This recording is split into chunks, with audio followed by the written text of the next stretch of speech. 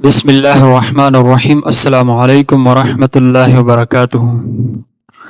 اس سے پچھلی ویڈیو میں نے آپ کو شرک سے متعلق تفصیل سے بتایا تھا کہ کیسے امت محمدیہ دوبارہ شرک میں مبتلا ہوگی۔ اس حوالے سے میں نے آپ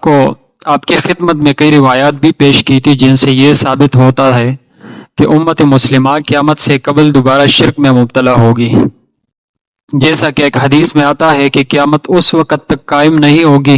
یہاں تک کہ میری امت کے قبائل دوبارہ مشرکین سے مل جائیں گے اور یہاں تک کہ وہ بتوں کی عبادت کرنے لگیں گے۔ اسی طرح حضرت عائشہ رضی اللہ تعالی عنہا کی ایک روایت ہے کہ آپ صلی اللہ علیہ وآلہ وسلم نے فرمایا، قیامت اس وقت تک قائم نہیں ہوگی یہاں تک کہ لات و عزیٰ کی پرستش کی جائے۔ اب یہاں سے کچھ لوگوں نے یہ کہنا شروع کیا ہے کہ امت مسلمہ دوبارہ شرک میں ہرگز مبتلا نہیں ہو سکتی، اور جیسا کہ ایک روایت بھی اسی سلسلے میں آیا ہے جس سے یہ ثابت ہوتا ہے کہ امت مسلمہ دوبارہ شرک میں مبتلا نہیں ہو سکتی۔ میں وہ روایت آپ کی خدمت میں پیش کرتا ہوں کہ آپ صلی اللہ علیہ وآلہ وسلم نے فرمایا، مجھے تمہارے متعلق یہ خدشہ نہیں ہے کہ تم دوبارہ شرک میں مبتلا ہو جاؤ گے، بلکہ مجھے یہ خدشہ ہے کہ تم ایک دوسرے کے مقابلے پر دنیا میں رغبت کرو گے۔ آج میں چاہتا ہوں کہ اس کے کئی جوابات آپ کے سامنے رکھوں تاکہ آپ کو اس بات کا علم ہو جائے کہ وہ جو میں نے پچھلی ویڈیو میں روایت آپ کی خدمت میں پیش کی تھی اور ابھی یہ جو روایت میں نے آپ کے سامنے پڑھی، ان میں کوئی تعارض نہیں ہے۔ تو علامہ حافظ ابن حجر رحمۃ اللہ علیہ فرماتے ہیں کہ اس کا مطلب یہ ہے وَإِنَّ أَصْحَابَهُ لَا يُشْرِكُونَ بَعْدَهُ فَكَانَ ذَلِكَ، یعنی اس کا مطلب یہ ہے کہ آپ صلی اللہ علیہ وآلہ وسلم کے جانے کے بعد ان کے اصحاب شرک میں مبتلا نہیں ہوئے تھے، اور فی الواقع ایسا ہی ہوا کہ کسی بھی صحابی نے آپ صلی اللہ علیہ وآلہ وسلم کے بعد اللہ تعالیٰ کے ساتھ کسی کو شریک نہیں ٹھہرایا، ورنہ دوسرے لوگوں کے بارے میں تو آپ صلی اللہ علیہ وآلہ وسلم کے ارشادات موجود ہے، جیسا کہ میں نے ابھی آپ کے سامنے پڑھی کہ آپ صلی اللہ علیہ وآلہ وسلم نے فرمایا کہ قیامت اس وقت تک قائم نہیں ہوگی یہاں تک کہ میری امت کے قبائل دوبارہ مشرکین سے مل جائیں گے اور یہاں تک کہ وہ بتوں کی عبادت کرنے لگیں گے۔ تو ان روایات سے تو یہ ثابت ہوتا ہے کہ امت مسلمہ کے کچھ افراد، کچھ قبائل دوبارہ شرک میں مبتلا ہو سکتی ہے۔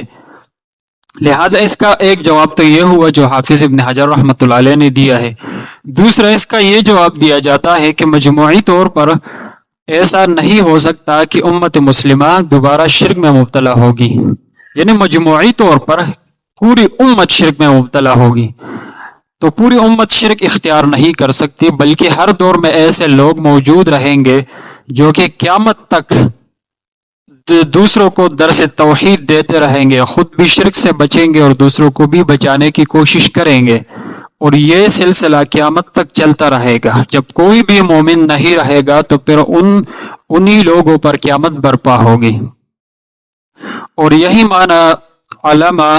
بدر الدین عینی رحمہ اللہ، اس نے بھی یہی جواب اختیار کیا ہے۔ وہ فرماتے ہیں معناہ علی مجموعکم لأن ذلك وقع من البعض والعیاذ باللہ، اس کا مطلب یہ ہے کہ مجموعی طور پر شرک میں مبتلا نہیں ہوگی جبکہ کچھ لوگ اس شرک میں واقع ہو چکے ہیں، والعیاذ باللہ۔ لہٰذا اس کا یہی معنی ہو گیا کہ پوری امت تو شرک اختیار نہیں کرے گی، لیکن ان میں کچھ لوگ ہوں گے اور کچھ لوگ رہ چکے ہیں ایسے جو کہ شرک میں مبتلا ہو چکے ہیں۔ اور بدقسمتی سے اگر ہم دیکھیں تو پاکستان میں بھی یہ بیماری طاعون کی طرح پھیلتی جا رہی ہے۔ ہر جگہ ہزاروں بلکہ سینکڑوں مزارات اور درگاہیں بنی ہوئی ہے جہاں پر لوگ رکوع و سجود کے ساتھ طواف و حج جیسے افعال بجائے لاتے ہیں اور نظر نیازیں پیش کی جاتی ہے، دعائیں اور مرادیں مانگی جاتی ہے۔ اتنا خوف ان لوگوں کے دل میں اللہ تعالی سے نہیں ہے جتنا خوف ان لوگوں نے اپنے دل میں ان مردوں سے بٹھایا ہے۔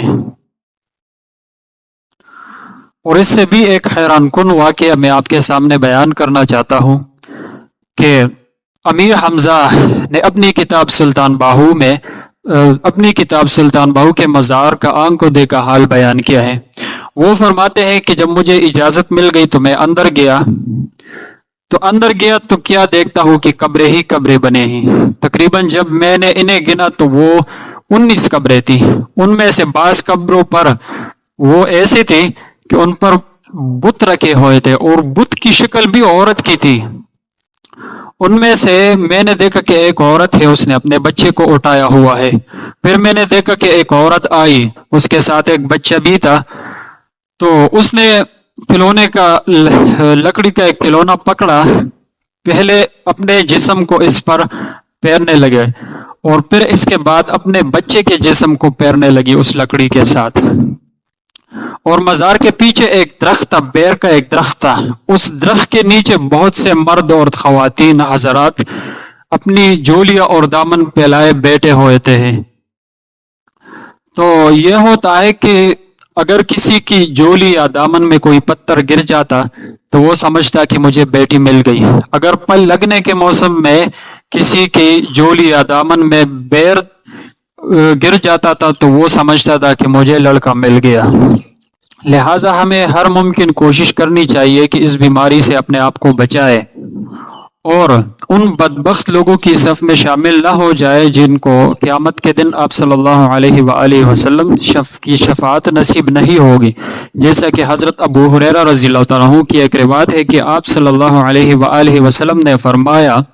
ہر نبی کے لیے اس دنیا میں لازماً ایسی دعا ہوتی ہے جو کہ وہ قبول ہوتی ہے، اور ہر نبی نے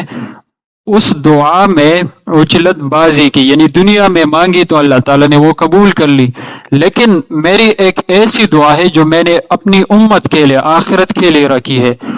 اور میری دعا میری ہر امت کے حق میں، اس امت کے حق میں قبول ہوگی جس نے اللہ تعالیٰ کے ساتھ کسی کو شریک نہ ٹھہرایا ہو، اس حالت میں فوت ہوا ہو، تو اس کے حق میں میری دعا قبول ہوگی۔